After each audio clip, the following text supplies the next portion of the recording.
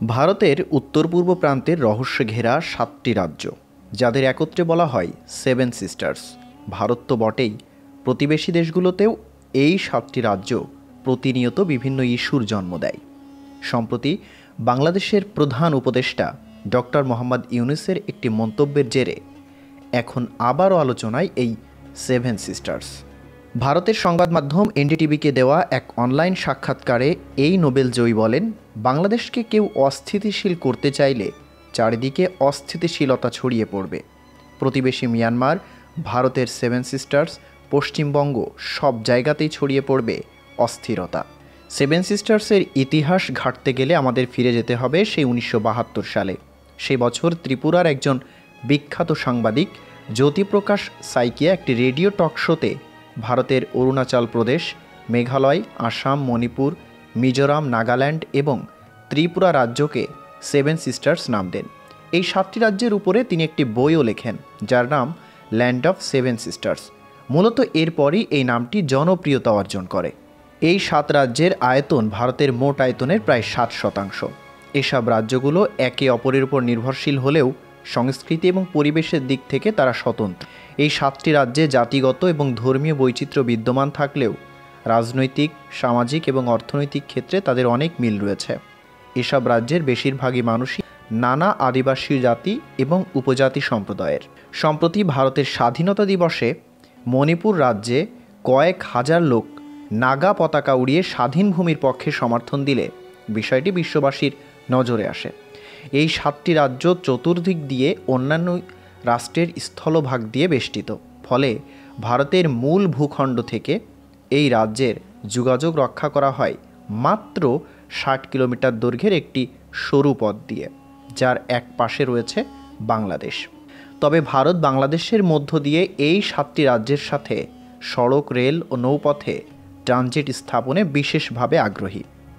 কিন্তু বিশ্লেষকদের দাবি, এমন ট্রানজিট ভারতের স্বার্থ হাসিল করলেও বাংলাদেশের অর্থনীতি বিবেচনায় তেমন সুফল বয়ে আনবে না।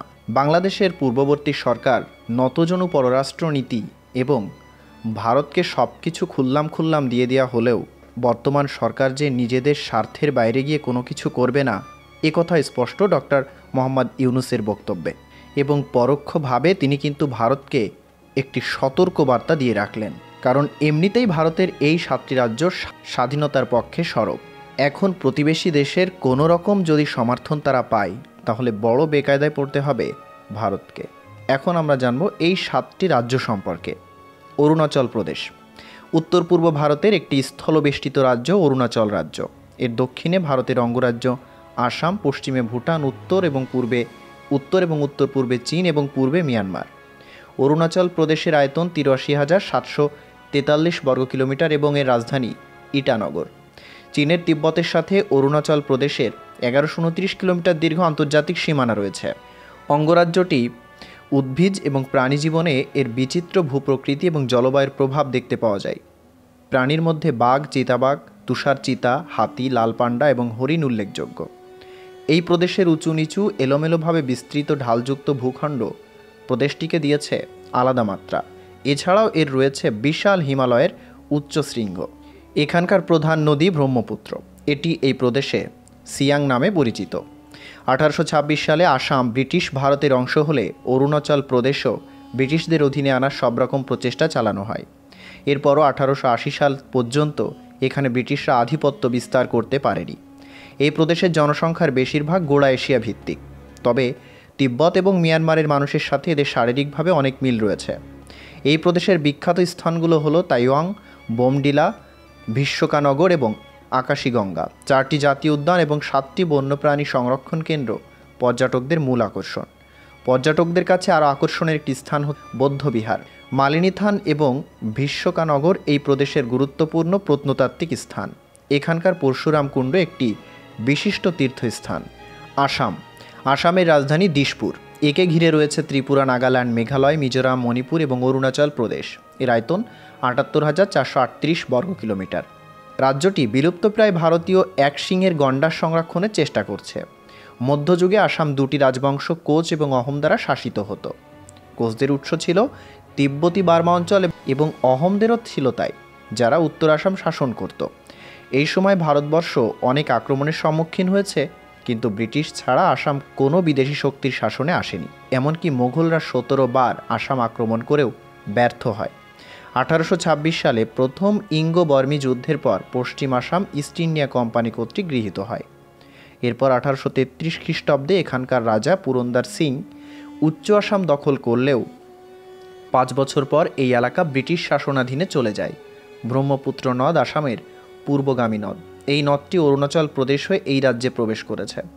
দেশের উত্তর পূর্ব দিকের প্রবেশদ্বারে আসাম ঘন সবুজ বন, উর্বর সমভূমি, বিশালাকার ব্রহ্মপুত্র নদ, সুন্দর পাহাড়, নীলাভ পর্বত, বিস্ময়কর চা চাষের উপত্যকা এবং প্রসিদ্ধ উদ্ভিদ এবং প্রাণীকুল দ্বারা সমৃদ্ধ।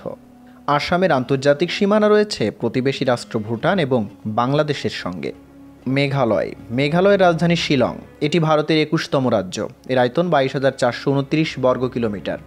গারো পাহাড়, খাসি পাহাড়, জয়ন্তিকা পাহাড়ের সমন্বয়ে গড়ে ওঠা এই রাজ্যটি 1970 সালে আসামের 2টি জেলা থেকে বিচ্ছিন্ন হয়ে মেঘালয়ের জন্ম হয়েছিল।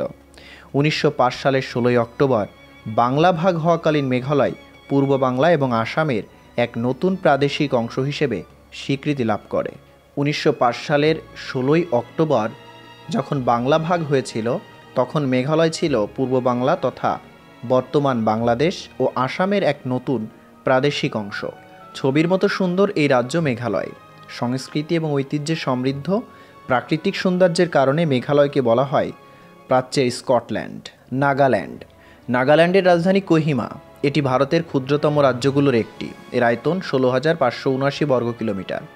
ভারতের স্বাধীনতার ঠিক আগের দিন 1947 সালের 14 আগস্ট নাগারা নিজেদের স্বাধীনতা ঘোষণা করেও সুফল পায়নি। 1951 সালের মে মাসে নাগাল্যান্ডে একটি স্বতঃস্ফূর্ত গণভোট অনুষ্ঠিত হয়। এতে নাগাদের স্বাধীনতার পক্ষে পূর্ণ সমর্থন প্রকাশ পায়, কিন্তু ভারতের কেন্দ্রীয় সরকার তাদের পক্ষ সমর্থন করেনি। অবশ্য 1963 সালে আসাম থেকে আলাদা করে ভারতের 16তম রাজ্য হিসেবে গঠন করা হয় নাগাল্যান্ড।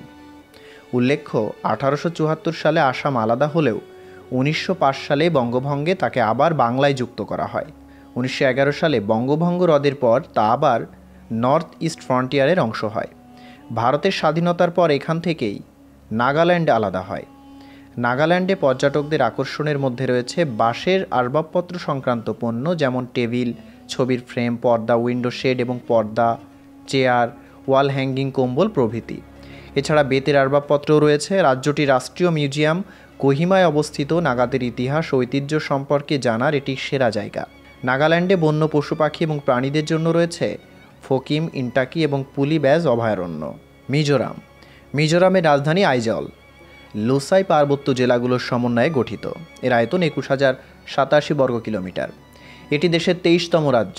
এই রাজ্যের বিশাল পাইনের গুচ্ছ, নান্দনিক প্রাকৃতিক দৃশ্য, বাঁশের উপর নির্মিত ঘরের গ্রাম দেয় অপূর্ব সৌন্দর্য। এখানকার গুরুত্বপূর্ণ নদীগুলো সোনাই, টুইভাওয়াল, তালেং, কোলেডাইন এবং কামাফুলি। খ্রিস্টীয় 1750 থেকে 1850 সালের মধ্যে মিজো উপজাতিরা নিকটস্থ চীন পর্বত থেকে এসে এখানকার স্থানীয় আদিবাসীদের পরাজিত করার মাধ্যমে তারা বসতি স্থাপন শুরু করে। তারা নিজস্ব একটি সমাজ ব্যবস্থার সূচনা করে। প্রতিবেশী দেশ বাংলাদেশ এবং মিয়ানমারের সাথে 722 কিলোমিটার এলাকা নিয়ে মিজোরামের সীমানা অবস্থিত। পরে মিজোরা সেখানে একটি স্বৈরাচারী রাজতন্ত্রের উত্থাপন ঘটায়। 1826 সালে আসাম ব্রিটিশ শাসনের অন্তর্ভুক্ত হওয়ার আগ পর্যন্ত মিজোরাম উপজাতিদের উপর বিদেশি রাজনৈতিক শক্তির কোনো হস্তক্ষেপ ছিল না। 1890 সালের দিকে মিজোরাম ব্রিটিশদের দখলে আনুষ্ঠানিকভাবে যুক্ত না হলেও এর উপর নিয়ন্ত্রণ 2 যুগ আগেই আসে। ত্রিপুরার রাজধানী আগরতলা। এটি ভারতের 3য় ক্ষুদ্রতম রাজ্য। এর আয়তন 10,486 বর্গ কিলোমিটার। দীর্ঘ সময়ব্যাপী রাজ্যটি ত্রিপুরা সাম্রাজ্যের শাসনাধীন ছিল। ব্রিটিশরাও শাসন করে। ত্রিপুরা 1949 সাল থেকে স্বাধীন ভারতের একটি অংশ হয়। 1956 সালে রাজ্যটি কেন্দ্রশাসিত একটি অঞ্চলে রূপ নেয়। বাঙালি, ত্রিপুরী, মণিপুরী, রিয়াং, জামাতিয়া, কোলেই, নয়েতিয়া, চাকমা, মুরাসিং, গারো, হালাম, মিজো, কুকি, মুন্ডা, মোক, সাঁওতাল, উচই এবং ওরাও এসব বিভিন্ন জনগোষ্ঠীর অবস্থানের ফলে এখানকার সংস্কৃতিতেও রয়েছে বৈচিত্র্য। এখানে বাঙালি জাতিগোষ্ঠীর সংখ্যাও অনেক। প্রধান কথ্য ভাষাগুলো হলো ককবরক ও বাংলা। মণিপুরের রাজধানী হলো ইম্ফল। এর আয়তন প্রায় 22,327 বর্গ কিলোমিটার। 1997 সালে রাজধানীটি পূর্ব ইম্ফল এবং পশ্চিম ইম্ফল নামে দুই ভাগে বিভক্ত হয়। ভারতের স্বাধীনতার পর মণিপুর সংবিধান আইন প্রতিষ্ঠিত হয়। এরপর 1972 সালের 21শে জানুয়ারি মণিপুর পূর্ণ রাজ্যের মর্যাদা অর্জন করে। উল্লেখ্য, প্রথম অ্যাংলো মণিপুর যুদ্ধের পর 1891 সালে মণিপুর রাজ্যটি ব্রিটিশদের শাসনে চলে আসে। ব্রিটিশরা ইম্ফল দখল করার পর যুবরাজ টেকেন্দ্রজিৎ এবং জেনারেল থাঙ্গালকে ফাঁসিতে ঝুলিয়ে দেওয়া হয়। এই রাজ্যে বসবাসকারী বিভিন্ন মানুষের সংস্কৃতি বিভিন্ন। এটি সমৃদ্ধ প্রাকৃতিক সৌন্দর্য এবং জাঁকজমকে ভরপুর। একটি বিরল প্রজাতির হরিণ সাঙ্গাই এর বাসস্থান এখানে। জওহরলাল নেহেরু মণিপুরকে ভারতের রত্ন হিসেবে বর্ণনা করেন। এই 7টি রাজ্য ভারতের জন্য খুবই গুরুত্বপূর্ণ। এসব অঞ্চলে বসবাসরত গারো, খাসিয়া, ত্রিপুরা, মিজোরাম সহ নানা অধিবাসীরা তাদের নিজেদের অধিকারের জন্য নতুন রাষ্ট্র গঠনের দাবি করে আসছে।